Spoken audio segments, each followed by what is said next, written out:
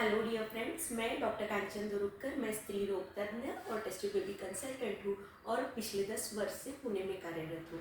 आज हम प्रेगनेंसी का 30th वीक डिस्कस करने वाले हैं। आपके प्रेगनेंसी के 30 हफ्ते जो है वो पूरे हो गए हैं। अभी आप आपके प्रेगनेंसी के 3rd ट्राइमेस्टर में हो। आपका 7th मंथ जो है वो चल रहा है और अभी सिर्फ 10 हफ्ते बचे हैं आपकी प्रेगनेंसी जो है वो कंप्लीट होने में। आइए जानते हैं कि हमारा बेबी जो है वो कितना बड़ा हो गया है और आप में क्या क्या चेंजेस इस हफ्ते में दिखने वाले हैं। हमारा बेबी जो है उसका हाइट जो है वो अराउंड 38 सेंटीमीटर इतना हो जाता है। 15.5 इंचेस इतना हमारा बेबी हो जाता है और बेबी की जो वेट है वो अराउंड 1.4 kg इतना हो जाता है। हमारा बेबी जो है उसका साइज अराउंड एक बड़े कॉलीफ्लावर जितना हो जाता है। हमारे बेबी में जो चेंजेस होते हैं उसमें हमारे बेबी का जो ब्रेन है उसमें कॉन्वोल्यूशंस आना चालू हो जाते हैं। ये जो ब्रेन है वो पहले एकदम प्लेन था, तो उसमें जिसे हम सल्काए और गायराए कहते हैं। ये जो कॉन्वोल्यूशंस है ये ब्रेन में ये फर्दर डेवलपमेंट के लिए होता है और जितने ज़्यादा कॉन्वोल्यूशंस इतना हमारा बेबी जो है वो इंटेलिजेंट होता है या फिर बेबी में ज़्यादा आईक्यू होता है।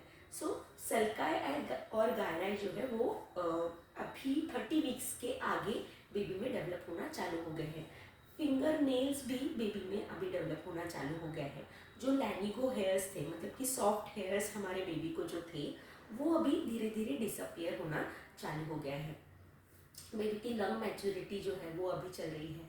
जो सर्फेक्टेंट है वो प्रॉपरली सिक्रेट होना चालू हो गए, मतलब बेबी की जो लंग्स है उसमें निमोसाइट्स करके एक सेल्स होते हैं।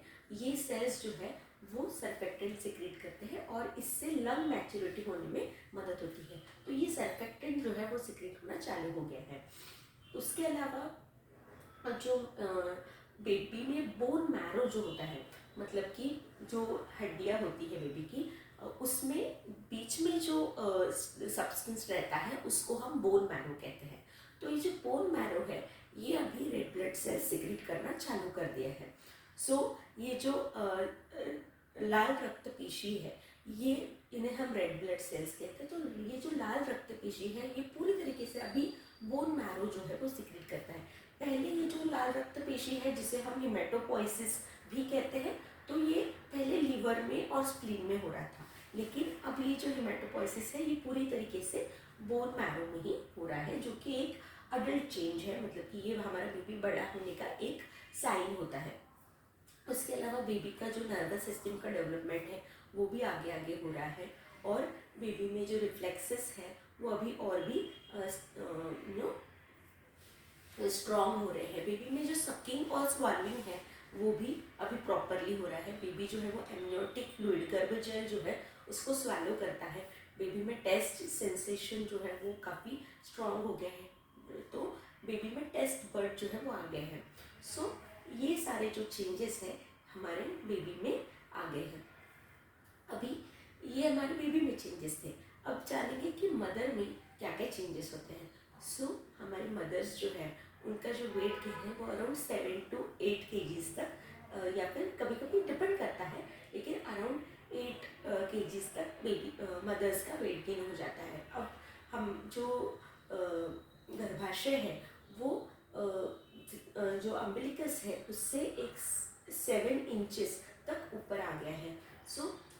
जो बढ़ता वज़न है और बढ़ता यूट्रस है उसकी वजह से थोड़ी दिक्कतें आपको चालू हो जाएगी और अभी बेबी का हेड जो है वो भी नीचे आना स्टार्ट हो जाएगा। तो ये जो हेड है ये अगेन जैसे फर्स्ट ट्राइमेस्टर में आपको हो रहा था कि आपको ज़्यादा बार पेशाब को जाना और आपको ब्रेस्ट टेंडरनेस लगना, ये सारे जो सिम्टम्स है ये भी फिर से आना चालू हो जाएगा। तो ये क्यों हो रहा है? क्योंकि अगेन जो बढ़ता हुआ हेड है ये अभी इतना नहीं समझेगा, लेकिन एक 34 वीक्स 36 वीक्स पूरा होते होते ये चीज़ें और आपको फील होने लगेगी। तो जो हेड है वो जो गर्भपिशवी होती जो हेड है वो आपकी जो पेशाब की थैली होती है यूरिनरी ब्लैडर उसको पुश करता है और ये पुश करने की वजह से आपको थोड़ा सा यूरिन ब्लैडर की कैपेसिटी जो है वो छोटी हो जाती है और ये ब्लैडर की कैपेसिटी छोटी होने की वजह से बार बार पेशाब आना ये हो सकता है। उसके अलावा कभी कभी जो ऐसा लगता है कि जल्दी ही आपको ना ब्रेथलेसनेस लग रहा है, मतलब कि सांस आपको जल्दी आ रही है। तो ये ब्रेथलेसनेस क्यों हो रहा है? क्योंकि पेट आपका बढ़ रहा है। तो पेट बढ़ने की वजह से जो डायफ्राम है वो ऊपर जा रहा है, और जो हमारे फुफ्फुस है, लंग्स है, उसकी कैपेसिटी जो है वो कम हो रही है। तो ये कैपेसिटी कम होने की वजह से ऐसा ऐसा लगता है कि जल्दी ही सांस भर के आ रही है। सो ये एक कारण रह सकता है। उसकी वजह से ईजी फटीगेबिलिटी, आपको जल्दी ही थकावट महसूस होना, ये भी हो सकता है। इस दौरान आपको कभी कभी इंसोम्निया भी हो सकता है, मतलब कि नींद नहीं लगती है। तो ये नींद क्यों नहीं लग रही है? एक तो बेबी के मूवमेंट्स जो है वो इस हफ्ते में बहुत ज़्यादा रहते हैं, क्योंकि इस हफ्ते में पानी बहुत ज़्यादा रहता है और बेबी को बहुत ज़्यादा बेबी का वज़न इतना ज़्यादा नहीं है, और इसलिए बेबी को घूमने के लिए बहुत सारा है। तो हमारा बेबी जो है वो पूरा राउंड भी घूमता है। तो इस वजह से बेबी ज़्यादा घूमने की वजह से भी आपको नींद कम आती है। सो ये ब्रेथलेसनेस जो है उसके लिए आप क्या कर सकते हो? तो थोड़ा सा आपका जो बेड है उसमें प्रॉप्ड अप पोजीशन ले सकते हो। थोड़ा सा सोने के लिए आप तकिया ले सकते हो, या फिर प्रॉप्ड अप मतलब कि थोड़ा सा आपका जो सोने के है वो ऊपर ले सकते हो। तो उससे प्रॉप्ड अप पोजीशन से भी आपको थोड़ा सा ब्रेथलेसनेस में मदद होगी। सो ये हो गया है अबाउट कि ब्रेथलेसनेस होता है। इसके अलावा पैरों के ऊपर भी स्वेलिंग आ सकती है। ये पैरों के ऊपर स्वेलिंग क्यों आ रही है? तो पैरों के ऊपर स्वेलिंग जो है वो वेन्स जो है आपके, जो कि नीचे से ब्लड ऊपर की तरफ ला रहे हैं, ये वेन्स में बहुत ज़्यादा स्वेलिंग होने की वजह से, वेन्स में प्रेशर आने की वजह से आपको पैरों में स्वेलिंग आ रही है। तो ये जो पैरों में जो स्वेलिंग आती है वो बीपी तो नहीं बढ़ा है ना, कि ये देखने के लिए आपको ज़रूर चेक कराना है, आपके डॉक्टर को दिखाना है कि डॉक्टर क्या ये जो मुझे पैरों में स्वेलिंग आई है, क्या ये स्वेलिंग जो है वो मुझे बीपी की वजह से हो रही है? ये आपने ज़रूर आपके डॉक्टर के साथ डिस्कस करना है। इसके अलावा जो भी सिम्टम्स है उसमें कॉन्स्टिपेशन का एक सिम्टम्स रह सकता है। कभी कभी थोड़ा सा मिल्की डिस्चार्ज भी आपके ब्रेस्ट से निकल सकता है। तो ये जो मिल्क डिस्चार्ज होता है, ये कोलेस्ट्रॉल जो है हमारा जो बॉडी है वो ब्रेस्ट फीडिंग के लिए प्रिपेयर हो रहा है। तो इसलिए ये थोड़ा सा एक मिल्की डिस्चार्ज आपको निकल सकता है, but it is absolutely normal. पहले एक्चुअली ऐसा बोलते थे कि ऐसा नो कुछ मिल्की डिस्चार्ज ब्रेस्ट से निकलना ये नॉर्मल नहीं होता है, या फिर इससे बेबी को कुछ खतरा है, ऐसा बिल्कुल नहीं है। जो भी साइंटिफिक रिसर्चेस हुए हैं इसमें ऐसा बोला गया है कि ये जो मिल्क डिस्चार्ज निकलता है वो एकदम ही नॉर्मल होता है, उसका बेबी के वेलबींग से कोई लेना देना नहीं होता है।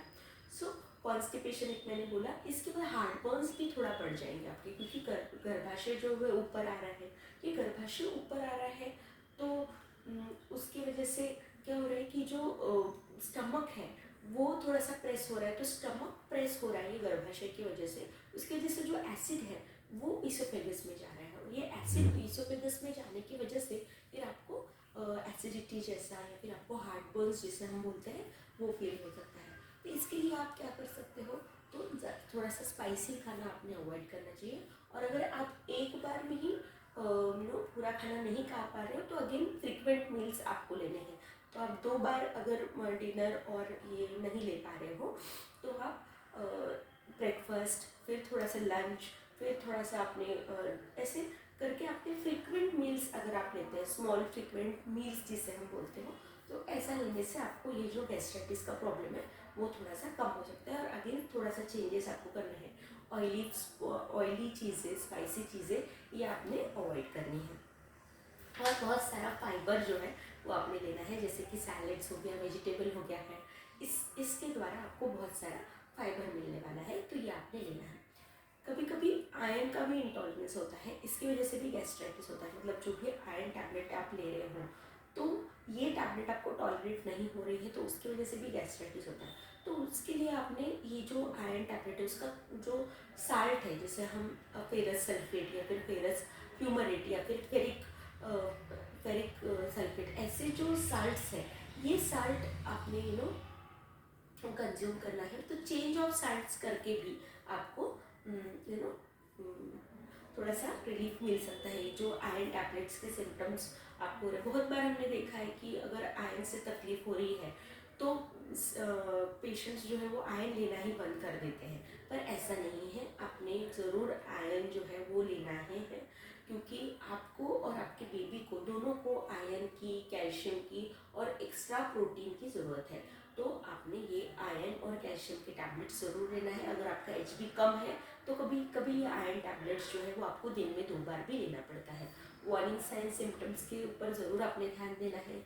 कोई भी प्रकार से आपको अगर ज़्यादा पेन हो रहा है, आपको ब्लीडिंग हो रही है, लीकिंग हो रही है, ये कोई भी सिम्टम्स अगर आपको लगता है, या फिर बेबी का मूवमेंट जो है वो कम हो रहा है। पिछले वीडियो में हमने बेबी के मूवमेंट्स कैसे काउंट करने होते हैं इसके बारे में भी डिटेल में बात की है, वो आप ज़रूर देख सकते हो वो वाला वीडियो।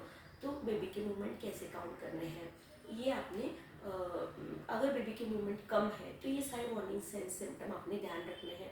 या फिर अगर आपको पैरों में सूजन ज़्यादा ही हो रही है, उसके साथ आपको हेडेक हो रहा है, सर दर्द हो रहा है, ब्लरिंग ऑफ विजन, आंखें के सामने अंधेरा आ रहा है, चक्कर आ रहा है आपको, वोमिटिंग बहुत ज़्यादा हो रही है आपको, ये सारे जो सिम्टम्स हैं अब ये वार्निंग साइन सिम्टम होते हैं। मतलब ये आपका ये बताता है कि आपने आपके डॉक्टर को मिलना चाहिए और दिखाना चाहिए कि ये जो सिम्टम्स मुझे हो रहे हैं इसका कुछ प्रॉब्लम तो नहीं है ना।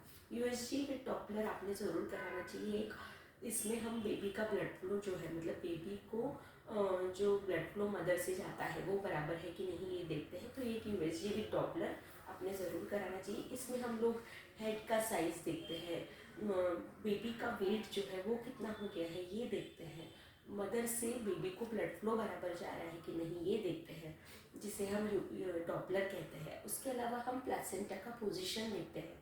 प्लासेंटा अगर लो लाइंग होता है, मतलब कि नीचे की जगह पे होता है जहाँ से डिलीवरी होने वाली है, सर्विक्स के साइड पे अगर हमारा प्लासेंटा है तो हम इसे लो लाइंग प्लासेंटा ऐसा कहते हैं। तो ऐसा अगर होता है लो लाइंग प्लासेंटा, तो ऐसे केसेस में हमें अगर जो प्लासेंटा है, मतलब कि आवर जो होती है वो नीचे के साइड में अगर है तो हमें नॉर्मल डिलीवरी करना पॉसिबल नहीं होता है। ऐसे केस में हमें सिजेरियन के लिए जाना होता है।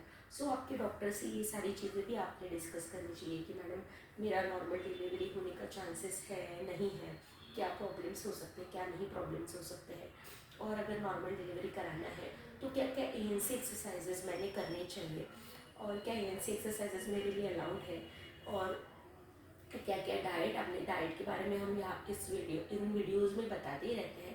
फिर भी अगर आपका HB कम है या फिर और कोई प्रॉब्लम्स है तो उसके बारे में भी आपने ज़रूर डिस्कस करना चाहिए। रूटीन आपका जो ANC फॉलोअप है वो आपने बराबर लेना चाहिए। सो अगर आप वर्किंग हो तो आपने मैटरनिटी लीव के बारे में भी सोचना चाहिए, क्योंकि इस दौरान आपका भी मैटरनिटी लीव लेने का टाइम जो है वो पास में आ रहा है। या फिर अगर आप ट्रैवलिंग का प्लान कर रहे हो तो ट्रैवलिंग भी जो मोस्ट ऑफ द एयरलाइंस है वो 32 या फिर 34 वीक्स तक की ही आपको ट्रैवलिंग अलाउ करती है। तो ये आपने ज़रूर प्लान करना है कि क्या मुझे ट्रैवलिंग करना है, कि या फिर मैं जहाँ पे हूँ वहाँ पे ही, या फिर एज अ कपल आप दोनों ने भी डिसाइड करना है कि कहाँ पे आपको डिलीवरी या फिर वॉट एवर चाइल्ड बर्थ जो है वो आपको कहाँ पे प्लान करना है, ये आपने ज़रूर डिस्कस करना है as a couple. So would be fathers ने भी ये अपने वाइफ के साथ डिस्कस करना है प्रॉपरली। आपने मैटरनिटी लीव आपकी वाइफ का और आपका पैटर्निटी लीव इसके बारे में भी प्लानिंग आपने ज़रूर करना है। So this was about 30th week of pregnancy. 30 हफ्ते आपके पूरे हो गए हैं, सो कॉन्ग्रेचुलेशंस। और अगर आपको हमारी ये जो pregnancy week by week series है वो अगर आपको पसंद आ रही हो तो हमारे इस चैनल को ज़रूर सब्सक्राइब कीजिए। Thank you so much.